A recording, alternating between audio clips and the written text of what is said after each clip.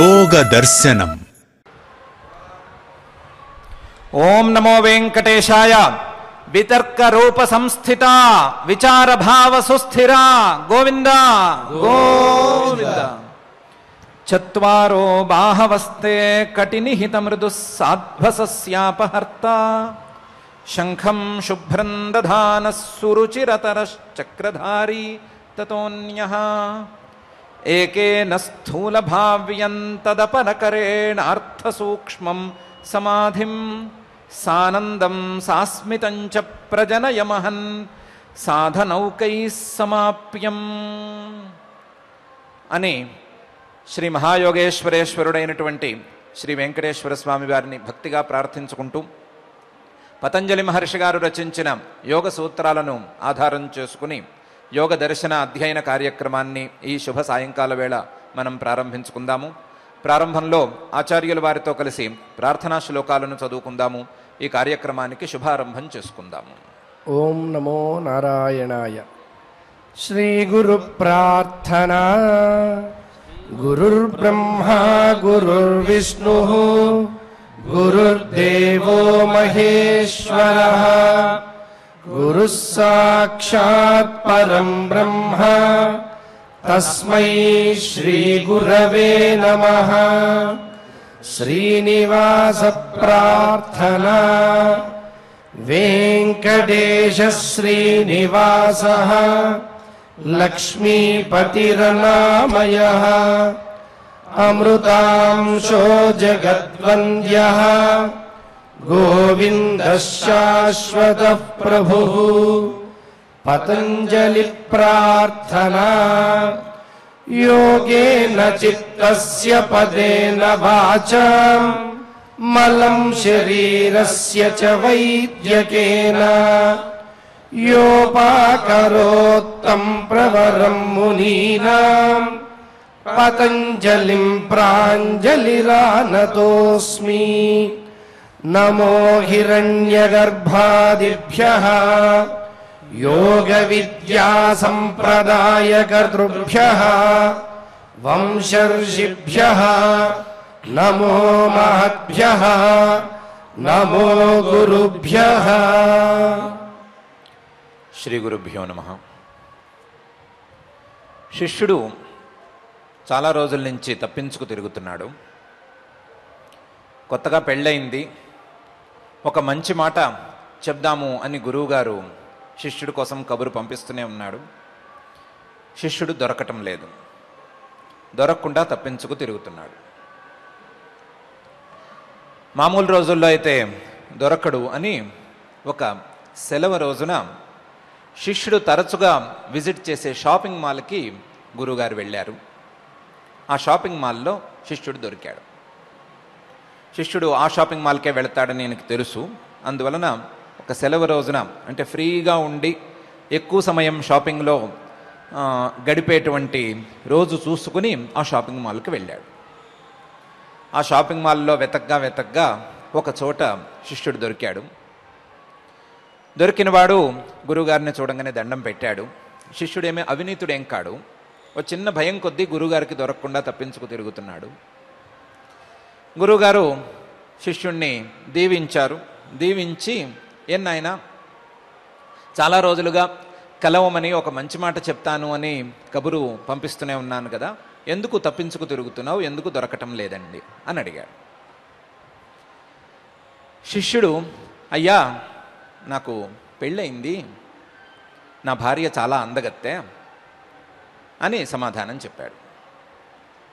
గురువుగారు అన్నాడు, నీకు పెళ్ళైతే సంతోషమే కదా, నాకు కూడాను. నీకు పెళ్ళైన సందర్భంగా ఒక మంచి మాట చెప్దాము అనే కదా నేను కబురు పంపిస్తున్నాను, నువ్వెందుకు నాకు దొరకకుండా తప్పించుకు తిరుగుతున్నావు అని. శిష్యుడు అన్నాడు, స్వామి నాకు ఈ మధ్యనే పెళ్ళయింది. నా ఫ్రెండ్స్లో కానీ మా రిలేటివ్స్లో కానీ ఎవరికి ఇంత అందగత్తె భార్యగా దొరకలేదు. అలాంటి భార్య నాకు అందగత్తె భార్యగా దొరికింది. నేను పెళ్ళైన దీంట్లో ఉన్నాను అని మళ్ళీ చెప్పాడు. గురువుగారు, నాయన కాస్త అర్థమయ్యేటట్లు మాట్లాడుతూ ఉండు, నేను అడిగిన ప్రశ్నకి నువ్వు చెప్పే సమాధానానికి పొంతన ఉండట్లేదు. నీకు పెళ్ళైన సందర్భంగా, నీ పెళ్లి సందర్భంగా మంచి మాట చెప్పటానికి నేనంటున్నాను, మా ఆవిడ అందగత్య, మా భార్య అందగత్య అని అంటున్నావు, అర్థమయ్యేటట్టు చెప్పు అని అన్నారు గురువుగారు. శిష్యుడు అప్పుడు బయటపడి చెప్పాడు, ఏం లేదండి, నేను చాలా వెతికి ఇలాంటి అందగత్యం చేసుకున్నాను. మీరేదో కబురు పంపించారు, మీ దగ్గరకు వస్తే వైరాగ్యం అని ఆ మాటలు ఈ మాటలు చెప్పి ఈ భార్యని, పుట్టబోయే పిల్లల్ని, వీళ్ళందరినీ వదిలేయమంటారు. మీరేమో అన్నీ వదిలేసేయమని చెప్పేటువంటి రకం వారు. నేనేమో ఇప్పుడే పెళ్లి చేసుకున్నాను, అందులో ఇంతకుముందు చెప్పినట్లుగా మా ఆవిడ అందగత్తే, కాబట్టి కలిస్తే ఏమైనా మీరు చెప్పాల్సి వస్తుంది, చెప్పింది నేను వినాల్సి వస్తుంది అని భయంతో రాలేదండి అని చెప్పాడు. గురువుగారు అన్నారు, అలా కాదులే నాయన, నేను భార్యా బిడ్డల్ని వదిలిపెట్టేయమని ఇవన్నీ ఎందుకు చెప్తాను, నేను చెప్పే మంచి మాట వేరుగా ఉంటుంది. వైరాగ్యం అనే మాట నేను చెప్పే మాట నిజమే, కానీ అది విడిచిపెట్టేయి, పారిపో, అందరినీ వదిలేసేయి అనే తీరులో ఉండదు, అది వేరే రకంగా ఉంటుంది. నేను వైరాగ్యం గురించే చెప్దామనుకున్న మాట కూడా వాస్తవమే, కానీ నువ్వు అనుకున్నట్లు కాదు అని అన్నారు. శిష్యుడు ఒప్పుకోలేదు. గురుగారు, మీరు వైరాగ్యం అనే మాట మాట్లాడి తీరుతున్నారు, ఇప్పుడు కూడా నేను ఎందుకు భయపడ్డానో అదే మాట మీ నోట్లోంచి వచ్చింది. నేను వైరాగ్యం అనే మాట వినలేను, ఈ భార్యను విడవలేను, అందులోనూ ఇంత అందగత్య భార్యని నేను విడవాలని మనసులో కూడా అనుకోలేను, మీరు మాటికి అదే మాట మాట్లాడుతున్నారు అని అన్నాడు.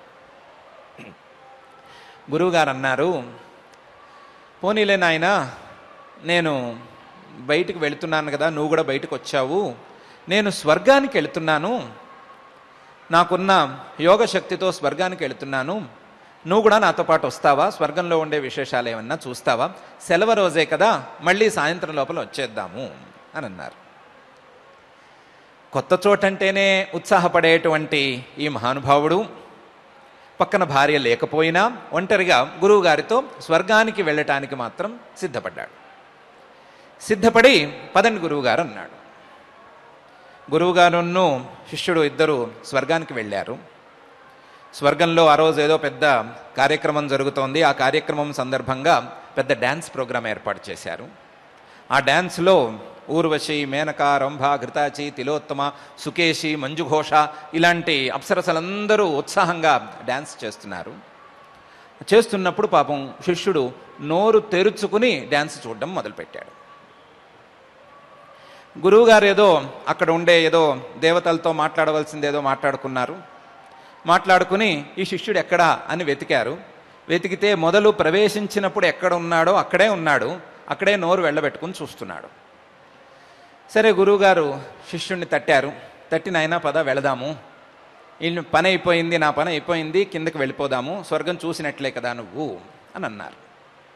అంటే గురువుగారు కాసేపు ఉందాము అండి అన్నాడు శిష్యుడు. కాసేపు ఉండటం ఏంటి నాయనా, అలాంటివేమి ఇక్కడ చల్లవు, వెళ్ళిపోవాలంటే వెళ్ళిపోవాలి, టైం అయిపోయింది, వెళ్ళిపోవాల్సిందే అని అన్నారు.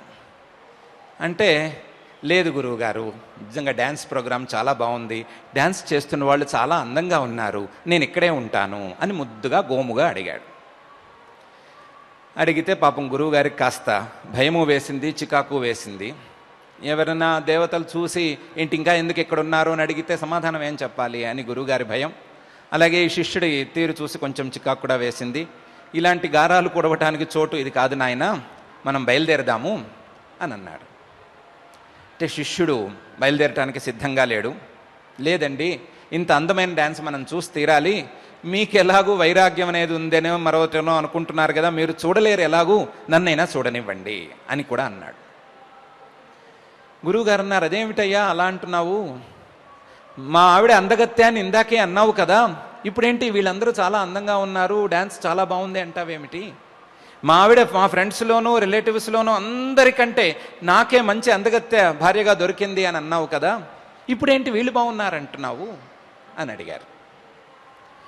ఈ శిష్యుడు ఊరుకోవచ్చు కదా, ఏదో నోరు మూసుకుని ఉండొచ్చు కదా, ఉండకుండా ఏమోనండి వీళ్ళ మొహాలు చూస్తే ఆవిడ మొహం తలుచుకుంటే కోతి మొహం అనిపిస్తోంది అన్నాడు. గురువుగారు కొంచెం సీరియస్ అయ్యారు. అయ్యి ఆవిడది కోతి మొహం కాదు నాయనా, నీ భార్యది కోతి మొహం కాదు, నీదే కోతి బుద్ధి. ముందు ఆ నోరు మూసేయి, వాటర్ ఫాల్స్ తట్టుకోలేకపోతున్నారు ఇక్కడ వాళ్ళు. నువ్వు అర్జెంటుగా నాతో పాటు బయలుదేరు, లేకపోతే వీళ్ళు అర్ధచంద్ర ప్రయోగం చేస్తారు. అర్జెంటుగా బయలుదేరదామని కిందకి తీసుకొచ్చేశారు. శిష్యుడు పాపం డిసప్పాయింట్ అయ్యాడు. అయినా చేయగలిగింది ఏముంది, గురుగారు లాక్కొచ్చేశారు కదా, వచ్చేశాడు. వచ్చేసిన తర్వాత ఒక పార్కు చూసుకున్నారు, ఏకాంతమైన ప్రదేశం. ఇప్పుడు గురుగారి చేతిలో ఉంది కదా శిష్యుడి చెయ్యి, ఇంటికి వెళ్ళిపోతాం అనటానికి వీల్లేదు, అందులోనూ ఇరుక్కున్నాడు ఓ చిన్న ఇష్యూలో. అందుకని గురుగారు రమ్మన్న చోటుకి వచ్చేశాడు. ఒక పార్కు చూసుకున్నారు. ఆ పార్కులో బెంచ్ మీద కూర్చోపెట్టి శిష్యుణ్ణి, నాయనా నువ్వు 2 సందర్భాలలో ఏమేం మాట్లాడావో నాకు ఒక్కసారి మళ్ళీ చెప్పు. షాపింగ్ మాల్లో ఏం మాట్లాడావు, స్వర్గంలో ఆ డ్యాన్స్ హాల్లో ఏం మాట్లాడావు అని 2 ఒకసారి మళ్ళీ పక్కన పెట్టి చెప్పు. నా గురించి నువ్వేమన్నావు, నేనేం చెప్పబోతున్నానని నువ్వేమన్నావు అది కూడా ఒకసారి చెప్పు. నేనేమో నీ భార్యా పిల్లల్ని విడిచిపెట్టి వెళ్ళిపోమని చెప్తాను అని అంటున్నావు. నువ్వేమో నా భార్య చాలా అందమైనది, ఆ అందమైన భార్యను పట్టుకుంటాను, నేను పట్టుకునే ఉంటాను, పట్టుకునేవాడిని నువ్వు చెడగొడుతున్నావు అన్నట్లుగా మాట్లాడావు. కానీ ఇంతకు మించి పై స్థాయి అందం చూపించంగానే ఇక్కడ పట్టుకోవటం అనేది పోయింది కదా, ఆ పట్టు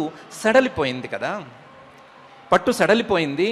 పోనీ పెళ్ళికి ముందు ఫియాన్సీగా ఉన్నప్పుడు ఏదో ఇలాంటి మాటలు మాట్లాడితే ఎవరైనా ప్రోత్సహిస్తే ప్రోత్సహించేవారేమో, కానీ పెళ్ళి అయిపోయిందంటున్నావు, అందులోనూ చాలా కబుర్లు చెప్పావు, చెప్పిన వాడి ఇలా ఇంత మాట్లాడావు.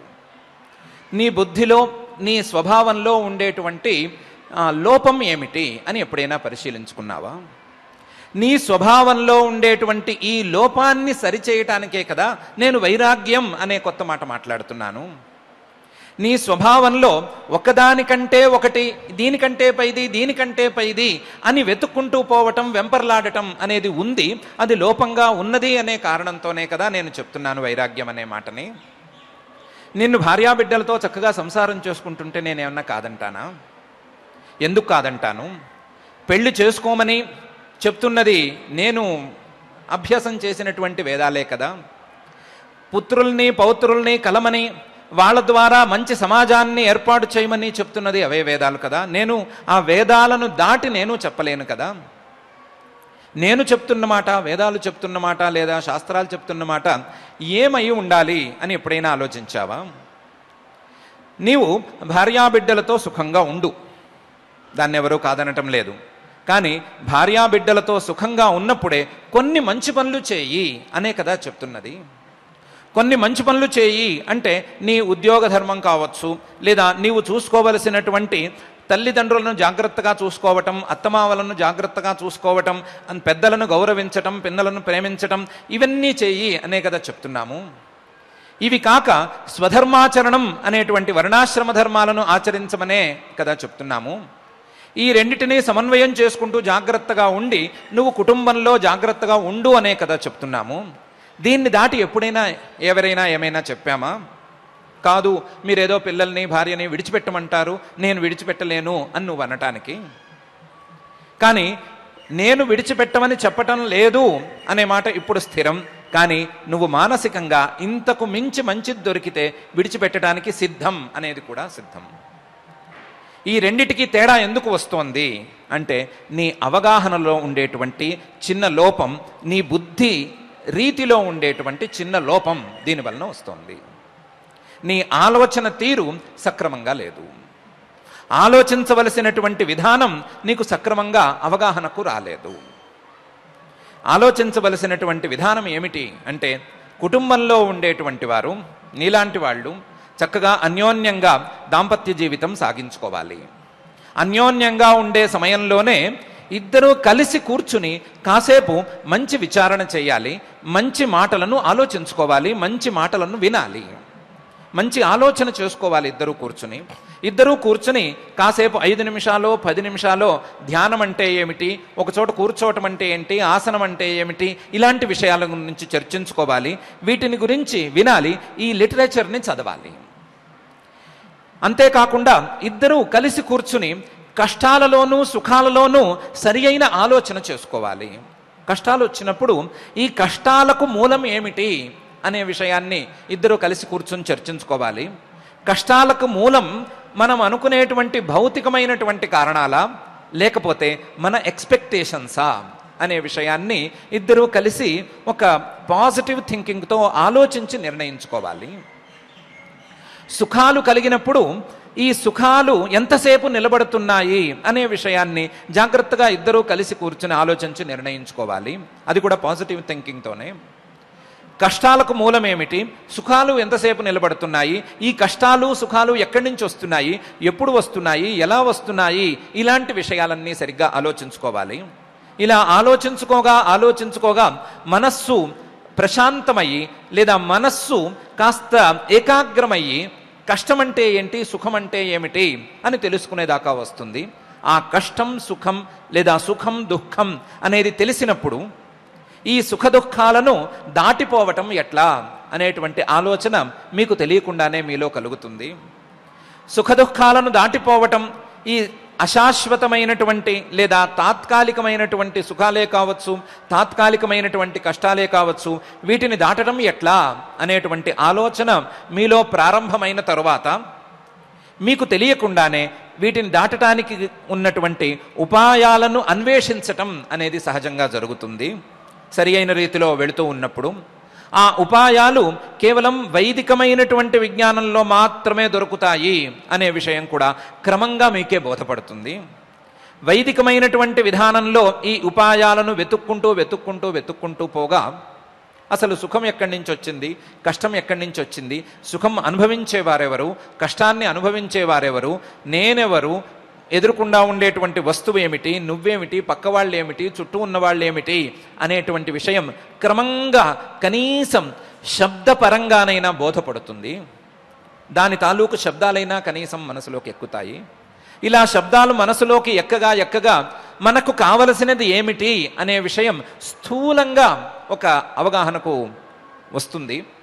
మనకు కావలసినదే గనక సుఖమే అయితే, మనకు కావలసిందే గనక శాంతే అయితే, కష్టాల నుండి గట్టెక్కటమే అయితే దాన్ని ఎలా సాధించాలి అనేటువంటి అన్వేషణ మళ్ళీ ప్రారంభమవుతుంది.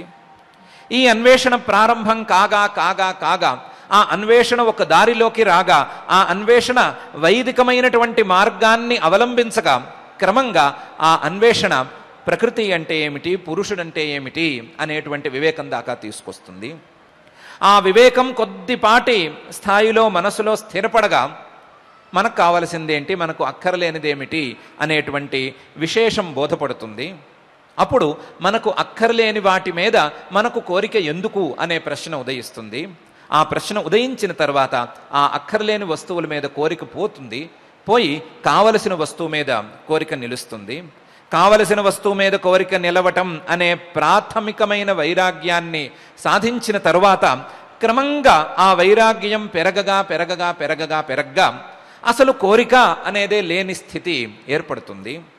కోరికలకు అవసరమే లేదు, కోరికలతో సంబంధమే లేదు, కోరికల అక్కరనే లేదు అనేటువంటి భావన స్థిరంగా ఏర్పడుతుంది. ఆ స్థిరంగా ఏర్పడే దశ వరకు సాధన క్రమికంగా క్రమస్థాయిలో చిన్న స్థాయిలో మొదలుపెట్టి పై స్థాయి వరకు సాగించుకోవాలి. ఆ సాగించుకోవటాన్ని ప్రథమ క్షణంలోనే, మొదటి క్షణంలోనే మొదలు పెట్టాలి. ఏ క్షణానికి ఆ క్షణమే మొదటి క్షణము అనే విషయం తెలుసుకోవాలి. ఈ క్షణమే మొదటి క్షణము, ఎప్పుడు అనుకుంటే అప్పుడే మొదటి క్షణం అని తెలుసుకోవాలి అని చెప్పటానికే నేను నిన్ను పిలిపించాను. నువ్వు మాత్రం రాకుండా తప్పించుకు తిరిగావు. ఇప్పుడు చెప్పు, నేను సరిగ్గా ఆలోచిస్తున్నానా, నువ్వు సరిగ్గా ఆలోచిస్తున్నావా? నేను నీ భార్యతో కలిసి సుఖంగా ఉండమని చెప్తున్నానా, నువ్వు అలా అంటున్నావా అనే విషయం జాగ్రత్తగా ఆలోచించి తేల్చి చెప్పు. నేనే చెప్తున్నాను, నీవు భార్యతో జాగ్రత్తగా ఉండు, హాయిగా ఉండు, సుఖంగా ఉండు. దానితో పాటు సుఖం అంటే ఏమిటో తెలుసుకునేటువంటి ప్రయత్నం చెయ్యి. అది చిన్నపాటి ప్రయత్నమే కావచ్చు, ప్రాథమికమైన ప్రయత్నమే కావచ్చు, రోజుకు నియతమైన కొద్దిపాటి సమయం పాటు చేసేటువంటి ప్రయత్నమే కావచ్చు. ఏదైనా పర్వాలేదు, ప్రయత్నాన్ని ప్రారంభిస్తే తప్పకుండా నీవు అందుకోవలసిన దాన్ని అందుకుంటావు అనే విషయం గురువుగారు చెప్పారు. శిష్యుడి అభిప్రాయం సరిగ్గా మనకు తెలిసి రావటం లేదు. దొరికిపోయాను అనేటువంటి అభిప్రాయంతో గురువుగారి మాట విన్నాడా, లేదా తెలిసి గురువుగారు చెప్పింది అర్థమయ్యి విన్నాడా అనే విషయం సరిగ్గా తెలియటం లేదు. ఎలా ఉన్నా పర్వాలేదు, ఇలాంటి విషయాల్లో దొరికిపోవటం కూడా ఒక పాఠమే అవుతుంది. కాబట్టి దొరికిపోయి విన్నా, లేకపోతే గురువుగారి అభిప్రాయం పూర్తిగా అర్థమయ్యి విన్నా, వినాలి అనేటువంటి నిర్ణయాన్ని అయితే శిష్యుడు తీసుకున్నాడు. తీసుకుని తన సాధన ఏదో తాను చేసుకున్నాడు. ఇలాంటి వైరాగ్య ప్రకారాన్ని, ఇలాంటి వైరాగ్యం యొక్క స్టెప్స్ని, ఇలాంటి వైరాగ్య సోపానాలను ఉపదేశం చేస్తూ వస్తున్నటువంటి పతంజలి మహర్షి గారు వైరాగ్యాన్ని 2 విధాలుగా విభాగం చేసి, ఒకటి అపర వైరాగ్యం. ఈ అపర వైరాగ్యంలో 4 దశలు ఉంటాయి. ఆ 4 దశలలో చివరి దశ వశీకార సంజ్ఞా వైరాగ్యం అనేటువంటి దశ. రెండవది పర వైరాగ్యం. ఈ పర వైరాగ్యం పురుషుడు ప్రకృతి ఈ రెండిటికీ ఉండేటువంటి భేదం సరి అయిన రీతిలో తెలిసినప్పుడు కలుగుతుంది. తత్వజ్ఞానం అబ్బినప్పుడు లేదా అబ్బడానికి క్షణం ముందు, అబ్బిన తరువాత స్థిరపడి ఉండేటువంటి వైరాగ్యం ఇది. ఈ వైరాగ్యమే గనక అందుకుంటే ఇంకా అందుకోవలసింది ఏమీ లేదు అనే విషయాన్ని చక్కగా చెప్పారు. తత్పరం పురుషఖ్యాతి గుణవైతృష్ణ్యం అనేటువంటి సూత్రంలో, అంతకు ముందు ఉండేటువంటి సూత్రాలలో కూడా ఇలా వైరాగ్యాన్ని విభాగం చేసి, వైరాగ్యం యొక్క ప్రసారం ఎంతవరకు ఉన్నది అనే విషయాన్ని చెప్పినటువంటి మహర్షి గారు అభ్యాస వైరాగ్యాభ్యాం తన్నిరోధ అనేటువంటి సూత్రంలో తాను చెప్పినటువంటి అభ్యాస వైరాగ్యాలతో మనోవృత్తుల యొక్క నిరోధం కలుగుతుంది అనే విషయాన్ని వివరంగా చెప్పటం కోసం పై సూత్రాన్ని ప్రారంభిస్తున్నారు. అభ్యాస వైరాగ్యాభ్యాం తన్నిరోధ అనేటువంటి సూత్రంలో యోగశ్చిత్తవృత్తి నిరోధ అనే సూత్రంలో ప్రారంభించినటువంటి చిత్తవృత్తి నిరోధం, మనసులోని పరిణామాలను ఆపుకోవటం, మనసులోని క్రియలను నిలుపుకోవటం, మనస్సు యొక్క సంచారాన్ని కట్టిపెట్టేయటం అనేటువంటి అంశాన్ని అభ్యాసంతోనూ క్రమికమైనటువంటి ప్రయత్నంతోనూ వైరాగ్యంతోనూ సాధించాలి అని చెప్పారు. ఆ నిరోధం, ఆ కట్టి పెట్టేసుకోవటం, ఆ మనశ్శాంతికి కారణమైనటువంటి మనస్సులోని ఆలోచనలను ఆపుకోవటం, మనస్సు యొక్క మార్పులను నిలుపుకోవటం అనే అంశాన్ని ఈ పై సూత్రాలలో మహర్షి గారు నిరూపించబోతున్నారు. నిరూపించటానికి వీలుగా తాను ఒక చిన్న సోపాన క్రమాన్ని ఏర్పాటు చేసుకున్నారు. మనలాంటి సామాన్యులకు కూడా అర్థమయ్యేందుకు వీలుగా ఒక సోపాన క్రమాన్ని మహర్షి గారు ఏర్పాటు చేస్తున్నారు. ఆ సోపాన క్రమంలో మొదటిగా ఈ చిత్తవృత్తి నిరోధం అనే దానికి సమాధి అని పేరు అనే మాట అనుకుంటున్నారు. చిత్తవృత్తి నిరోధానికే మరొక పేరు సమాధి అనేటువంటి పేరు. ఈ సమాధి 2 రకాలుగా ఉంటుంది, లేదా చిత్తవృత్తి నిరోధమే 2 రకాలుగా ఉంటుంది అని అనుకోవచ్చు. చిత్తవృత్తి నిరోధం అనే దాన్ని పక్కన పెట్టేసుకుంటే సమాధి 2 రకాలుగా ఉంటుంది. అందులో మొదటి రకం సమాధికి సంప్రజ్ఞాత సమాధి అని పేరు. రెండవ రకం సమాధికి అసంప్రజ్ఞాత సమాధి అని పేరు అనే విభాగంతో ప్రారంభిస్తున్నారు. ఆ విభాగాన్ని దృష్టిలో ఉంచుకుని ముందు సంప్రజ్ఞాత సమాధి అనేటువంటి సమాధి లక్షణాన్ని ఈ పై సూత్రంలో ఇలా చెప్తున్నారు. వితర్క విచార ఆనంద అస్మితా రూపానుగమాత్ సంప్రజ్ఞాత అని. ఈ సంప్రజ్ఞాత సమాధిని మళ్ళీ 4 రకాలుగా విభజన చేసుకోవచ్చు. వితర్క సమాధి అనేటువంటి ఒక సమాధి, విచార సమాధి అని 2వ రకం సమాధి, 3వ సమాధి ఆనంద సమాధి లేదా సానంద సమాధి అనేటువంటి సమాధి, 4వ సమాధి సాస్మితా సమాధి అనేటువంటి సమాధి.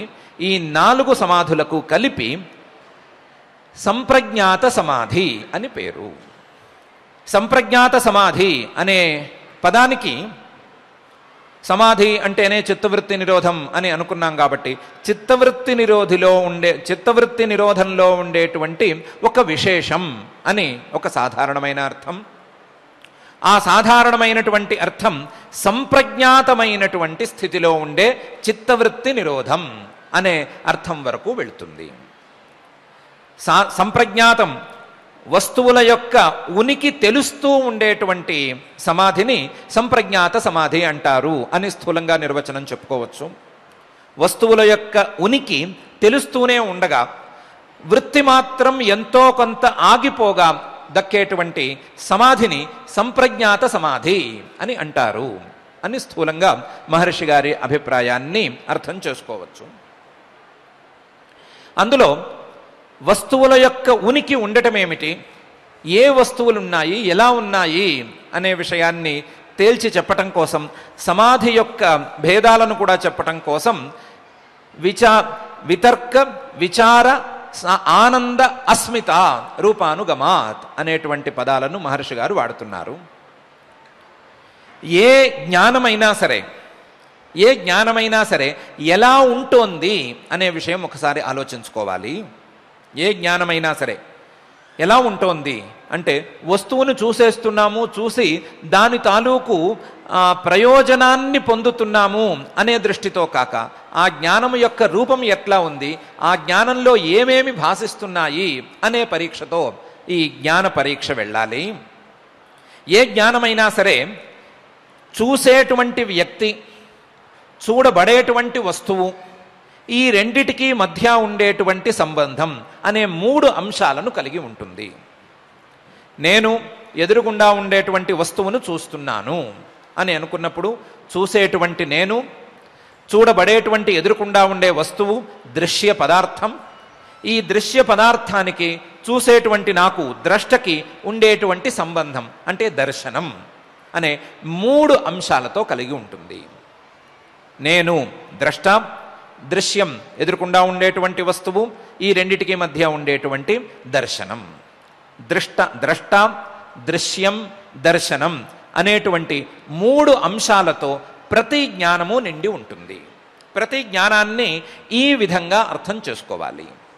ప్రతి జ్ఞానాన్ని అర్థం చేసుకున్నప్పుడు ప్రతి జ్ఞానం మనస్సు యొక్క ఒక వృత్తే కాబట్టి జ్ఞాన రూపంలో ఉండేటువంటి వృత్తులనే మనం ప్రమాణ విపర్యయ వికల్ప నిద్రా స్మృతయ అని 5 విధాలుగా విభాగం చేసుకుని ఆ వృత్తులనే ఆపాలి, ఆ వృత్తులనే నిలుపుకోవాలి అని నిర్ణయం తీసుకున్నాం. కాబట్టి ఈ జ్ఞానం యొక్క స్వరూపాన్ని అర్థం చేసుకున్నప్పుడు దాన్ని నిరోధం చేసుకోవటం అనేది సాధ్యపడటానికి దగ్గరగా వస్తుంది. ఈ జ్ఞాన స్వరూపంలో ఉండేటువంటి 3 అంశాలను జాగ్రత్తగా చూసుకుంటే దృశ్యమైన వస్తువు ఎక్కడి నుంచి వచ్చింది, దృశ్యమైన వస్తువు ఈ రూపంలోనే ఉందా, వేరే రూపంలోంచి వచ్చి పడినటువంటి రూపమా అనే విషయం ఒకసారి విచారణకు తెచ్చుకోవాలి. దృశ్యమైనటువంటి రూపం స్థూలంగా కనిపించే రూపం మాత్రమే. ఈ స్థూలమైనటువంటి రూపం వెనకాల సూక్ష్మమైనటువంటి కారణం ఉన్నది అనే విషయం నిర్ణయించుకోవాలి. స్థూలమైనటువంటి దృశ్యం, సూక్ష్మమైనటువంటి ఈ దృశ్యానికి కారణం అనేటువంటి 2 వస్తువులు దృశ్య రూపంలో ఎదురకుండా ఉన్నాయి అనే విషయం నిర్ణయించుకోవాలి. ఉదాహరణకు కుండే గనక ఎదురకుండా ఉన్నట్లయితే కుండ మాత్రమే కాదు, కుండకు కారణమైనటువంటి మట్టి కూడా ఆ ఎదురకుండానే ఉన్నది. దృశ్యమైనటువంటి కుండ ఉంది, చూసేటువంటి కుండ ఉంది, ఆ కుండకు కారణమైనటువంటి మట్టి కూడా ఎదురకుండానే ఉన్నది అనే విషయాన్ని అర్థం చేసుకోవాలి. చేసుకుని దృశ్యం 2 విధాలుగా ఉంటుంది. ఒకటి మనకు కనిపించేటువంటి స్థూల రూపంలో ఉంటుంది, అదేవిధంగా దాని యొక్క కారణ రూపంలో కూడా ఉంటుంది అనే విషయాన్ని అర్థం చేసుకోవాలి. చేసుకుని దృశ్యాన్ని 2 విధాలుగా విభాగం చేసుకుని అట్టిపెట్టుకోవాలి. ద్రష్ట అంటే ఎవరు, ద్రష్ట ఎవరు, చూసేవారు ఎవరు అనేటువంటి ప్రశ్నను క్రమంగా చేసుకుని చూసేది ఎవరు, కేవలం బుద్ధి మాత్రమేనా, లేదా బుద్ధి వెనకాల ఉండేటువంటి పురుషుడు మాత్రమేనా, లేదా ఈ బుద్ధి పురుషుడు ఇద్దరూ కలిసిపోయి చూస్తున్నారా అనేటువంటి పరీక్షను కూడా చేసుకోవాలి. చేసుకుంటే బుద్ధి పురుషుడు వీళ్ళిద్దరూ కూడా కలిసిపోయి ఒక మూట కట్టినట్లు తయారయ్యి ఈ వస్తువుని చూస్తున్నారు అనే విషయం క్రమంగా అర్థమవుతుంది. కేవలం పురుషుణ్ణి పెట్టుకుందాము అనంటే పురుషుడికి, జీవుడికి ఏ విధమైనటువంటి వికారము లేదు, ఏ విధమైనటువంటి మార్పు లేదు. కానీ ఇక్కడ మార్పు కనిపిస్తోంది. కనిపిస్తున్నటువంటి మార్పుకు కేవలం పురుషుడు కారణం కావటానికి వీలు లేదు. కాబట్టి పురుషుడు మాత్రమే ఇక్కడ ద్రష్ట కాదు. పోనీ బుద్ధిని మాత్రమే ద్రష్టగా ఉంచుకుందాము అంటే బుద్ధికి అలాంటి సామర్థ్యం లేదు. ద్రష్టగా ఉండటానికి కావలసినటువంటి సామర్థ్యం బుద్ధికి లేదు. బుద్ధికి ఈ దృశ్య పదార్థానికి పెద్దగా తేడా లేదు. కాబట్టి బుద్ధికి దృశ్య పదార్థానికి లేని తేడాని దృష్టిలో ఉంచుకుంటే ఇటు బుద్ధి ఇటు పురుషుడు ఇద్దరూ కలిసిపోయి ఇద్దరు అవివేకానికి లోనై ఇద్దరికీ ఒకరికొకరికి తేడా తెలియక ద్రష్టగా మారిపోయారు అనే విషయం క్రమంగా తేటతెల్లమవుతుంది. అలా బుద్ధిని పురుషుణ్ణి కలుపుకున్నటువంటి ద్రష్ట యొక్క స్వరూపాన్ని కొద్దిగా అర్థం చేసుకోవాలి. చేసుకుని ఈ ద్రష్ట ఆ దృశ్యమైనటువంటి వస్తువు మీదకు ప్రసరించటాన్నే దర్శనం అని అంటారు. ఈ ద్రష్టలో ఉండేటువంటి బుద్ధి మార్పు చెంది దృశ్యమైనటువంటి వస్తువు మీదకు ప్రసరించటం అనే ప్రసారణాన్ని దర్శనంగా మనం అర్థం చేసుకోవాలి అనే విషయం నిర్ణయించుకోవాలి. నిర్ణయించుకుని ఈ దర్శనం లేదా ఈ బుద్ధి పురుషుడు కలిసినటువంటి ద్రష్ట ఈ రెండూ కలిస్తే వచ్చేటువంటి దృశ్యమైనటువంటి పదార్థం యొక్క జ్ఞానం, వీటి యొక్క తత్వం, ఇవన్నీ కూడా సరిగ్గా అర్థం చేసుకోవాలి. అర్థం చేసుకుని మొత్తం 3గా కనిపించేటువంటి ఈ అంశాలు 4గా ఉన్నాయి అనే విషయం అర్థం చేసుకోవాలి. ఒకటి ద్రష్ట, రెండవది దర్శనం, మూడవది దృశ్య పదార్థంలో ఉండేటువంటి స్థూల భాగం, నాలుగవది దృశ్య పదార్థంలో ఉండేటువంటి సూక్ష్మ భాగం.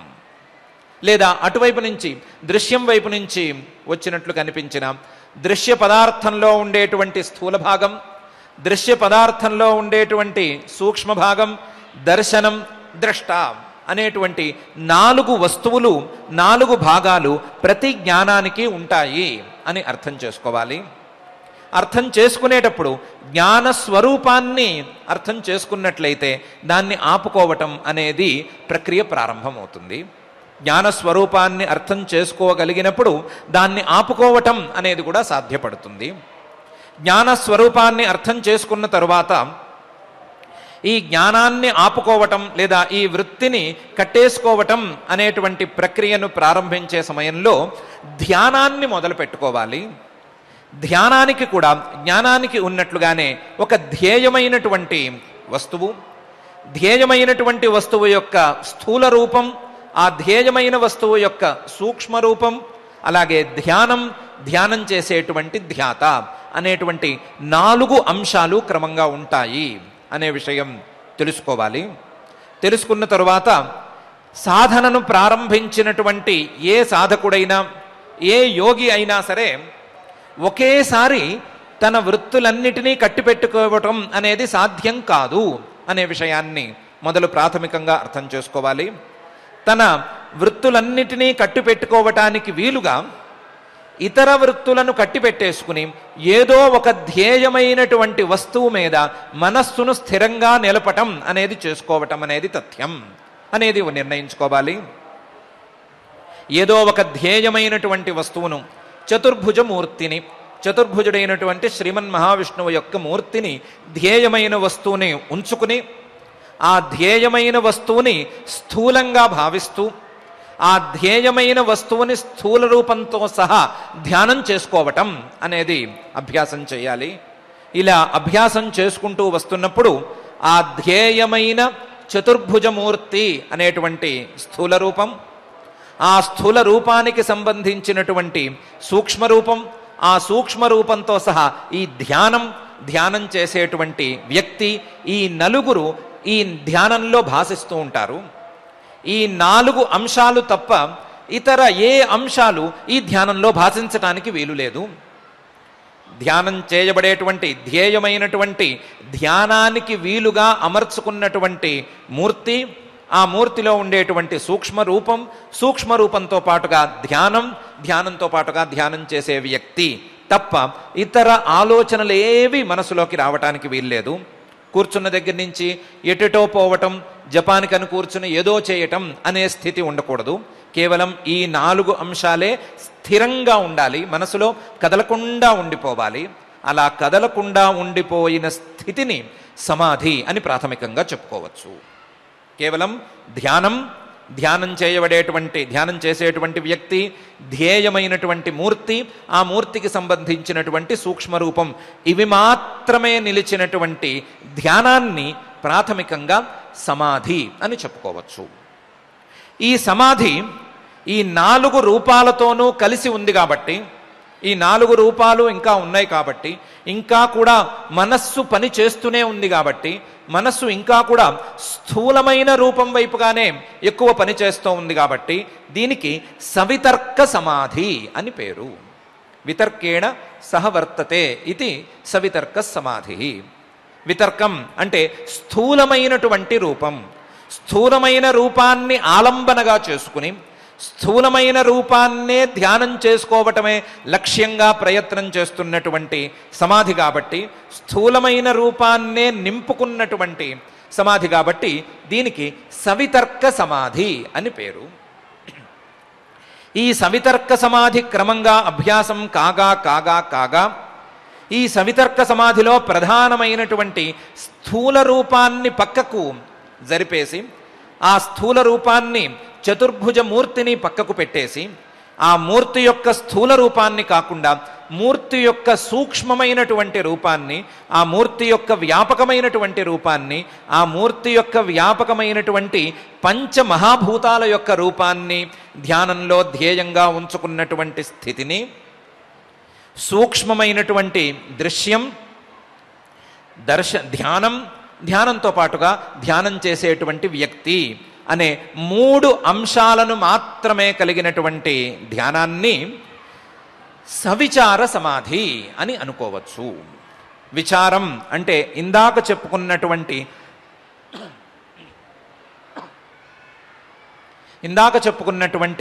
వితర్కానికి సూక్ష్మమైనటువంటి రూపం, ఆ సూక్ష్మమైనటువంటి ధ్యేయ రూపాన్ని, ధ్యానాన్ని, ధ్యాతను, ఈ 3టిని మాత్రమే స్థిరంగా ఉంచుకున్నటువంటి ధ్యానాన్ని, ఈ 3టిని మాత్రమే స్థిరంగా ఉంచుకున్నటువంటి సమాధిని స్థూలంగా సవిచార సమాధి అని అనుకోవచ్చు.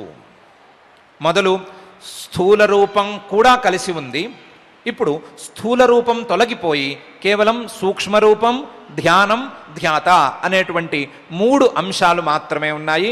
ఇలా 3 అంశాలు మాత్రమే ఉన్నప్పుడు దీనికి సవిచార సమాధి అని పేరు.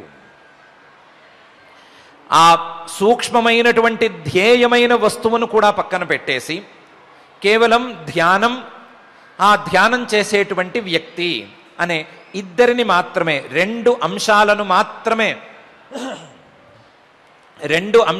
మాత్రమే విషయంగా పెట్టుకున్నటువంటి ధ్యానానికి సానంద సమాధి అని పేరు. ఈ సానంద సమాధిలో లేదా 3వ రకం సమాధిలో దృశ్యమైన వస్తువు, అది స్థూలం కావచ్చు, సూక్ష్మం కావచ్చు, 2 విషయాలుగా ఉండవు. దృశ్యమైన వస్తువే కనిపించడం లేదు, లేదా ధ్యేయమైన వస్తువు లేనే లేదు, కేవలం ధ్యానం మాత్రమే మిగిలింది. ధ్యానంతో పాటు ఆ ధ్యానం చేసేటువంటి వ్యక్తి, ధ్యాత మిగిలి ఉన్నాడు. ఈ ధ్యానము, ధ్యాత అనే 2 అంశాలను మాత్రమే కలిగి ఉండేటువంటి ఈ సమాధిని, ఈ స్థితిలో ఉండేటువంటి సమాధిని సానంద సమాధి అని అంటారు. ఎందుకు అంటే ఆ బుద్ధి వృత్తి యొక్క ప్రధానమైనటువంటి లక్ష్యం, ప్రధానమైనటువంటి లక్షణం ఆనందాన్ని కలిగించటం. ఎందుకు? ఈ బుద్ధివృత్తి క్రమంగా పలుచపడుతూ ఉండగా అభ్యాసంతో ఈ బుద్ధివృత్తిని పరుచుకుంటూ ఉండగా, అభ్యాసంతో ఈ బుద్ధివృత్తిని స్వచ్ఛపరుచుకుంటూ పోగా క్రమంగా ఈ బుద్ధివృత్తి పలచనపడి, ఆ పలసనగా ఉండేటువంటి ఆ బుద్ధివృత్తిలో జీవుడి యొక్క స్వస్వరూపమైనటువంటి ఆనందం కూడా కలగలిసి ఉంటుంది. జీవుడి యొక్క స్వస్వరూపమైనటువంటి ఆనందం ఎక్కువగా ప్రతిఫలిస్తూ ఉంటుంది. ఇటువంటి ఎక్కువగా ప్రతిఫలించేటువంటి ధ్యాన స్థితిని, ఆనందం ఎక్కువగా ప్రతిఫలించేటువంటి ధ్యాన స్థితిని సానంద సమాధి అని అంటారు. సానంద సమాధిలో బుద్ధివృత్తి, అలాగే బుద్ధితో కూడినటువంటి పురుషుడు, ఇవి మాత్రమే విషయాలుగా ఉంటాయి. ధ్యానంలో 2 అంశాలు మాత్రమే మిగులుతాయి, ధ్యానం, ధ్యాత అనే 2 అంశాలు మాత్రమే మిగులుతాయి. ఇటువంటి సమాధిని సానంద సమాధి అని అంటారు.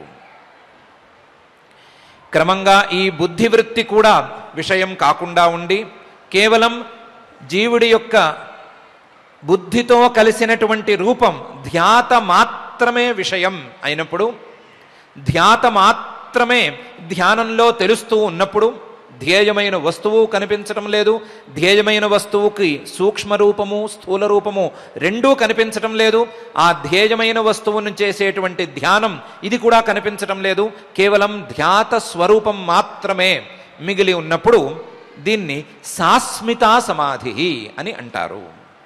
అస్మిత అంటే ఈ జీవుడు యొక్క బుద్ధితో కలగలిపినటువంటి రూపం అని స్థూలంగా అర్థం చేసుకోవచ్చు, పరిచయం కోసం అర్థం చేసుకోవచ్చు. అటువంటి రూపంతో కలగలిసినటువంటి సమాధి కాబట్టి దీన్ని సాస్మితా సమాధి అని అంటారు. ఈ విధంగా సవితర్క సమాధి, సవిచార సమాధి, సానంద సమాధి, సాస్మితా సమాధి అని సమాధికి 4 దశలుంటాయి. ధ్యాన సమాధికి, ధ్యానానికి, బుద్ధివృత్తులను కట్టేసుకునేటువంటి విధానానికి, మనస్సులో ఉండేటువంటి మార్పులను ఆపుకునేటువంటి ప్రయత్నానికి ఫలంగా ఈ 4 దశలు ఉంటాయి. ఈ 4 దశలకు సంప్రజ్ఞాత సమాధి అని పేరు అని అర్థం చేసుకోవచ్చు.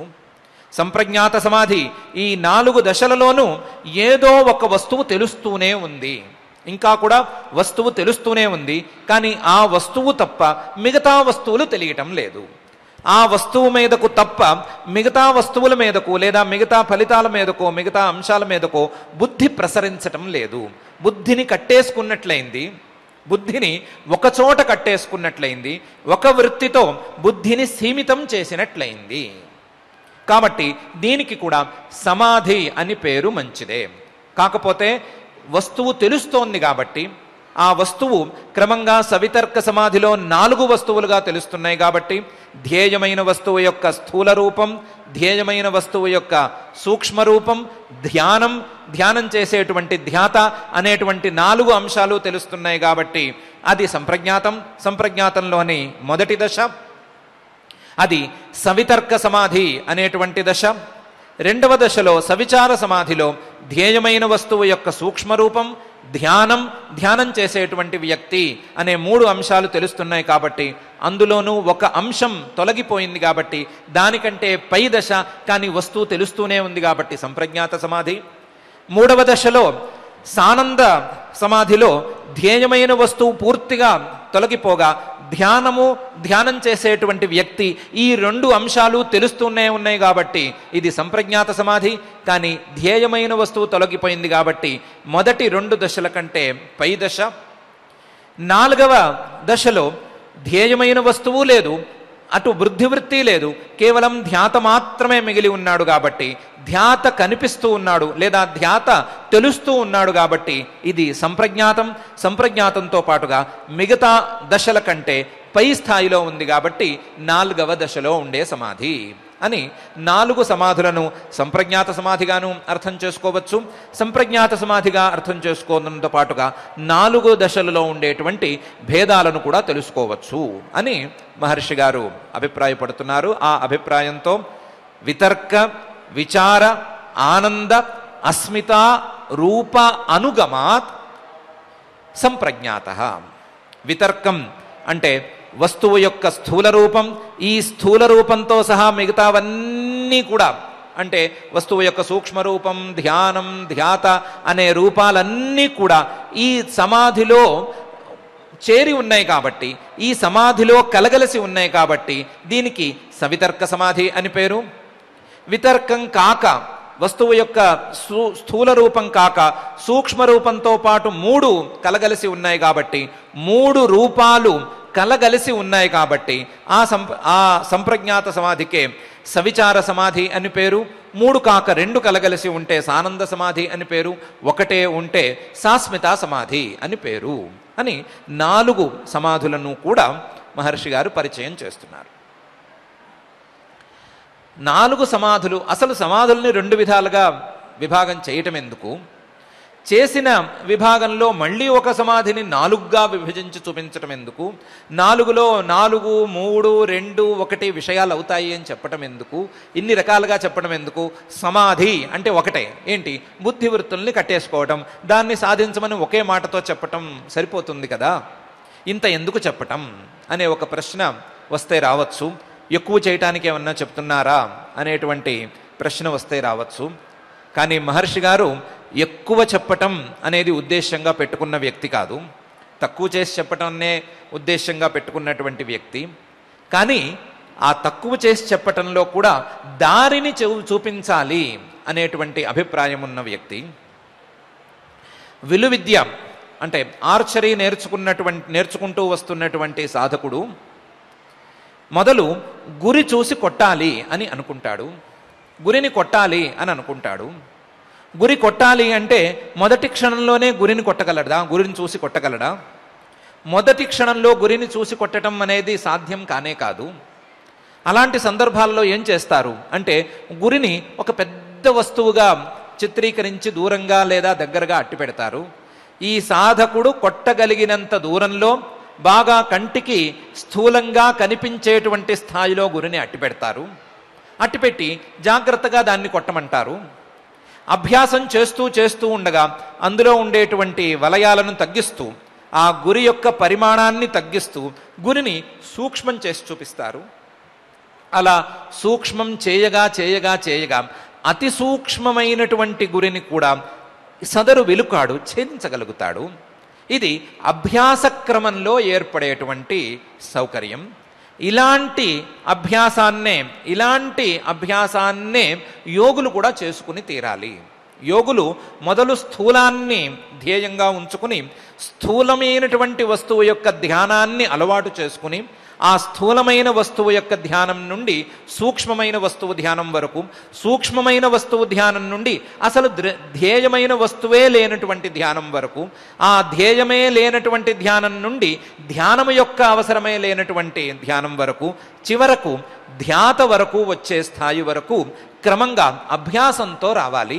ఆ స్థాయిని అందుకోవటానికి అభ్యాసాన్ని అలవాటుగా చేసుకోవాలి, లేదా అభ్యాసాన్ని సాధనంగా మలుచుకుని వారు ఈ స్థాయిని పొందాలి అనే సూచన కోసం మహర్షి గారు ఈ సూత్రాన్ని ఇక్కడ ఉంచారు.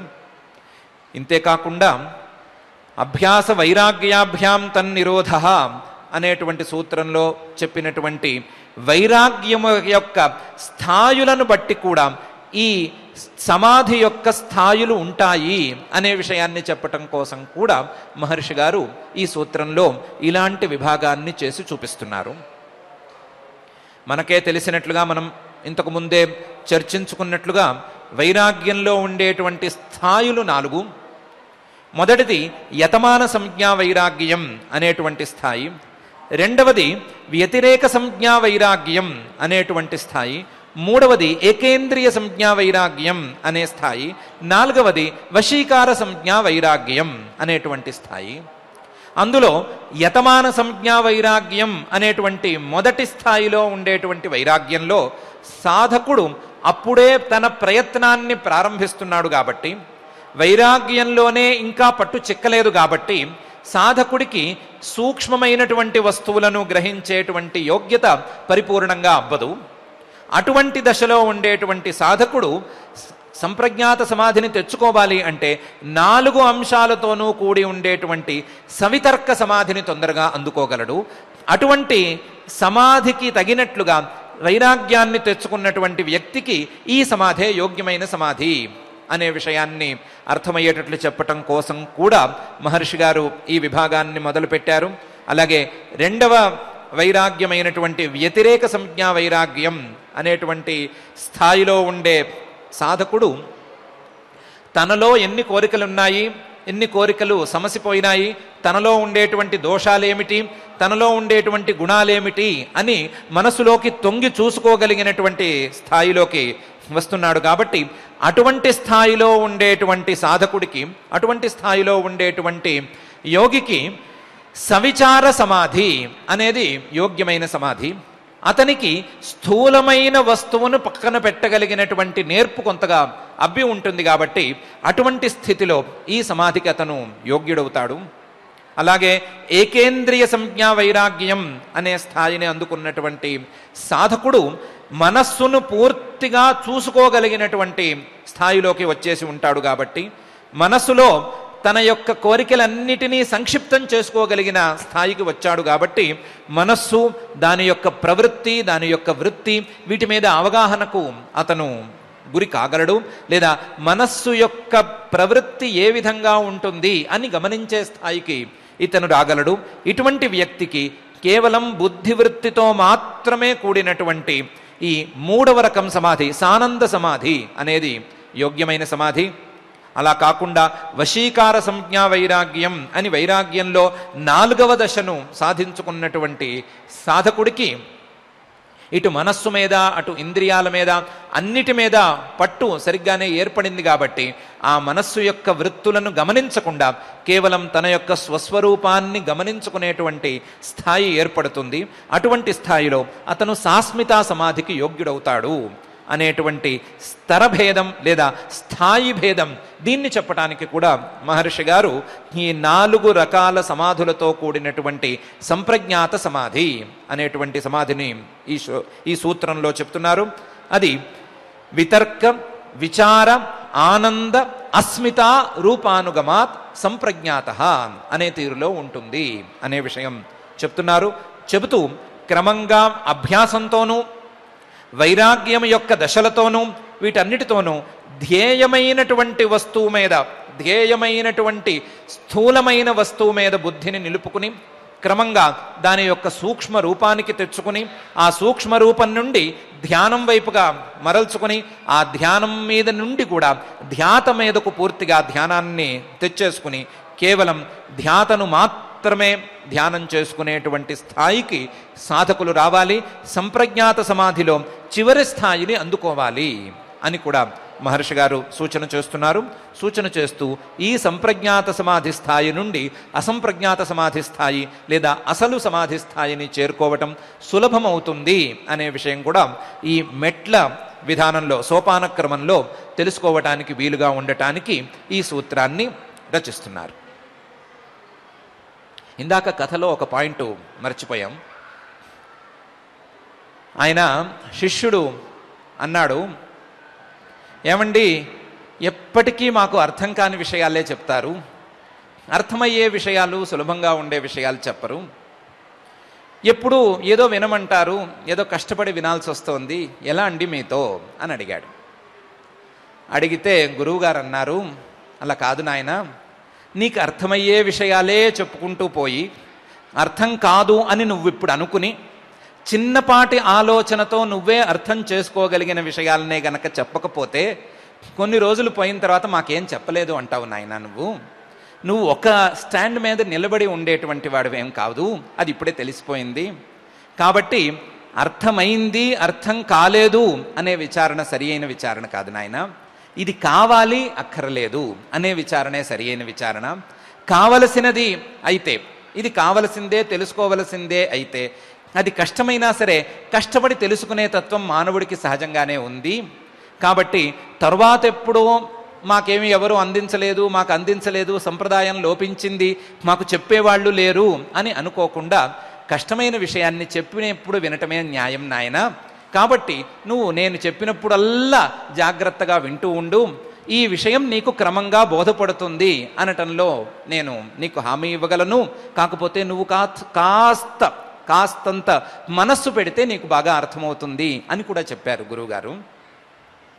ఆ విషయాన్ని కూడా ఒకసారి దృష్టిలో ఉంచుకుంటే ఆ గురువుగారు చెప్పినటువంటి మెట్లని క్రమంగా ఎక్కగలిగితే, ఆలోచనను కనీసం రోజుకు కొంతసేపు అయినా సరే ఈ తీరులో గనక ఉంచుకోగలిగితే ఇవేమీ అంత కష్టమైన విషయాలు కావు అనే విషయం మనకే చాలా సులభంగా బోధపడుతుంది. కాబట్టి కష్టమైన విషయం అని అనుకోకుండా జ్ఞానం, దాని యొక్క స్వరూపం ఏమిటి, ఈ జ్ఞానానికి ధ్యానానికి ఉండేటువంటి భేదం ఏమిటి? ఆ ధ్యానాన్ని సమాధి అని ఎందుకన్నారు? లేదా చిత్తవృత్తి నిరోధం అనే పేరు ఈ సమాధికి ఎందుకు పెట్టారు? ఆ చిత్తవృత్తి నిరోధంలో, ధ్యాన రూపమైనటువంటి చిత్తవృత్తి నిరోధంలో ప్రాథమికంగా ఉండేటువంటి రీతి ఏమిటి? చివరికి 4వ విభాగం ఏమిటి?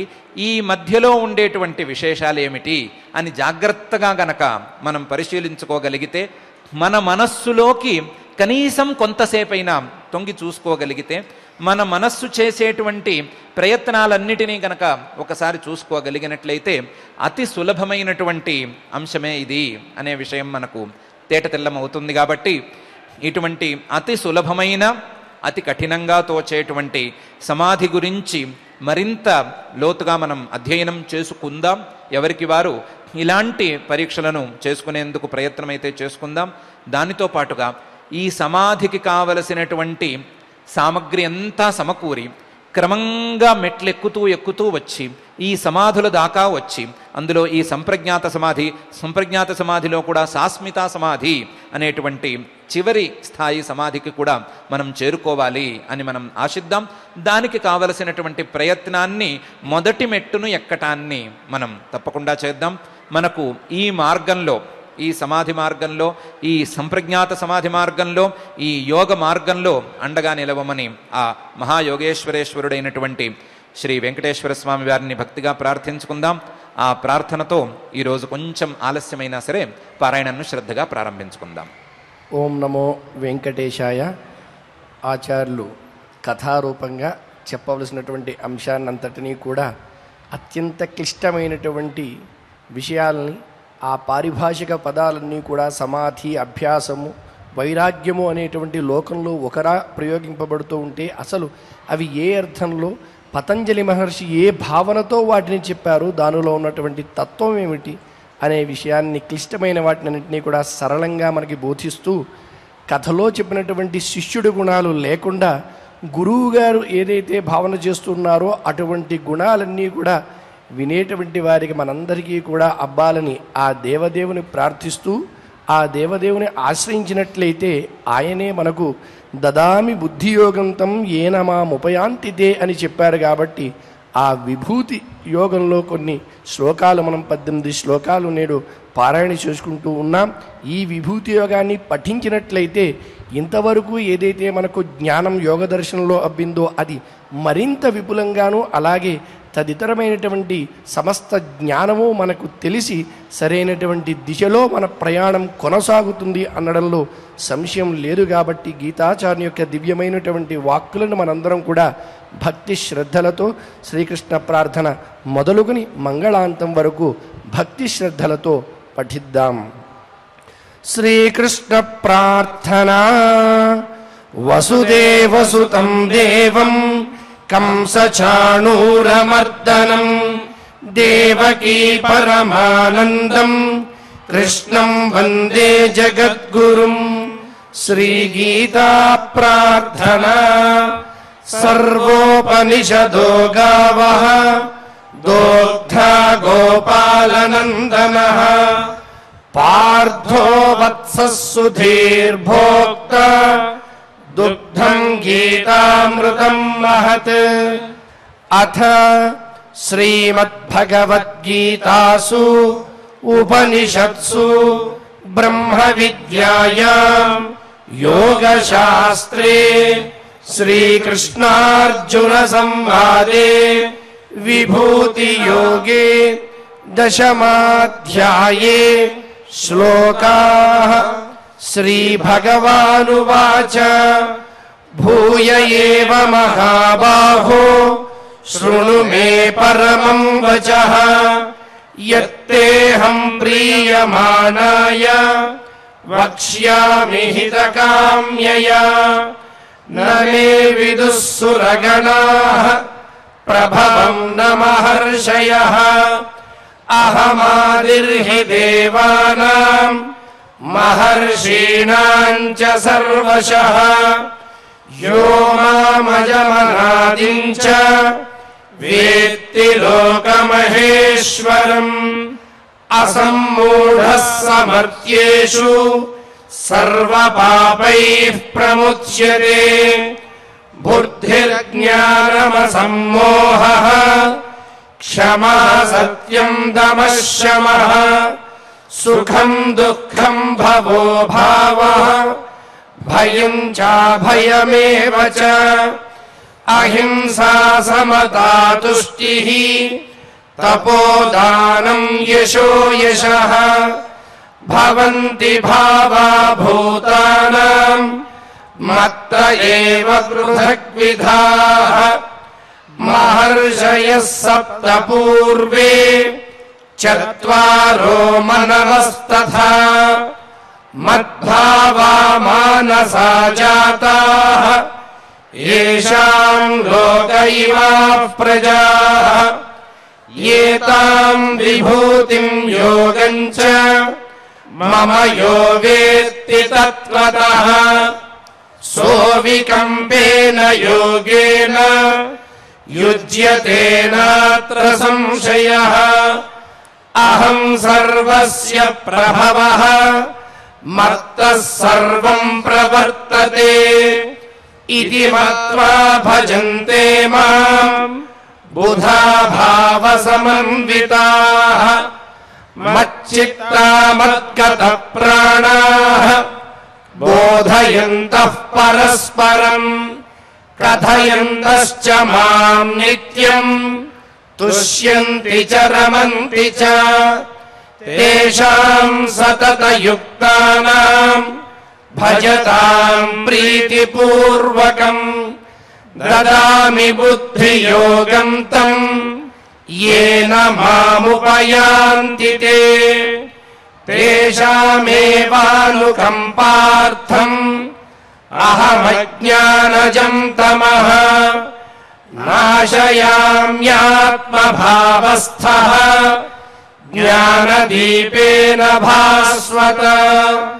श्री अर्जुन उवाच परं ब्रह्म परं धाम पवित्रं परमं भवान् पुरुषं शाश्वतं दिव्यम् आदिदेवमजं विभुम् आहुस्त्वां ऋषयः सर्वे देवर्षिर्नारदः सदा असितो देवलो व्यासः स्वयं चैव ब्रवीषि मे सर्वमेतद्रुतं मन्ये यन्मां वदसि केशव न हि ते भगवन् व्यक्तिं विदुर्देवा न दानवाः स्वयमेवात्मनात्मानं वेत्थं त्वं पुरुषोत्तम भूतभावन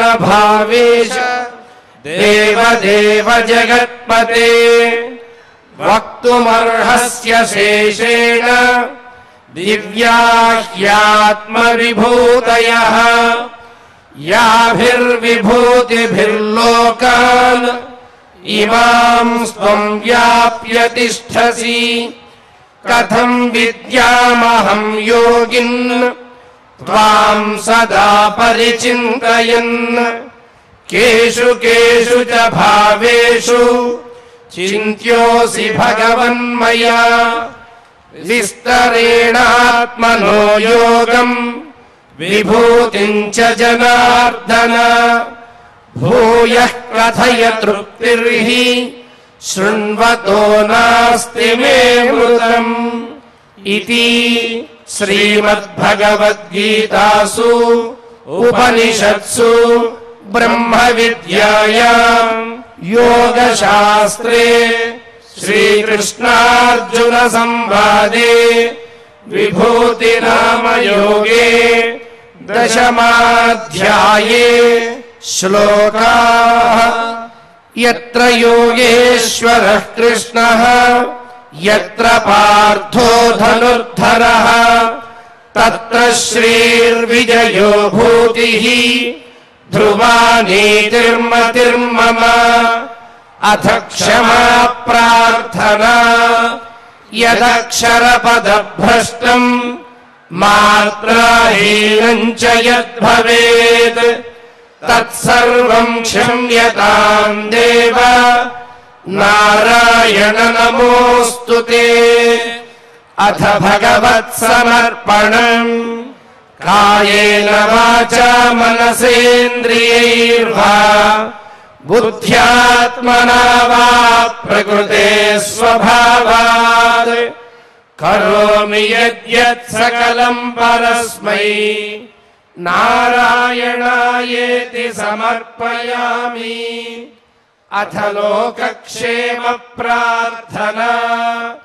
सर्वे भवन्तु सुखिनः सर्वे सन्तु निरामयाः सर्वे भद्राणि पश्यन्तु मा कश्चित् दुःखभाग् भवेत्। अथ मङ्गलम् श्रियः कान्ताय कल्याणनिधये निधयेऽर्थिनाम् श्रीवेङ्कटनिवासाय श्रीनिवासाय मङ्गलम्।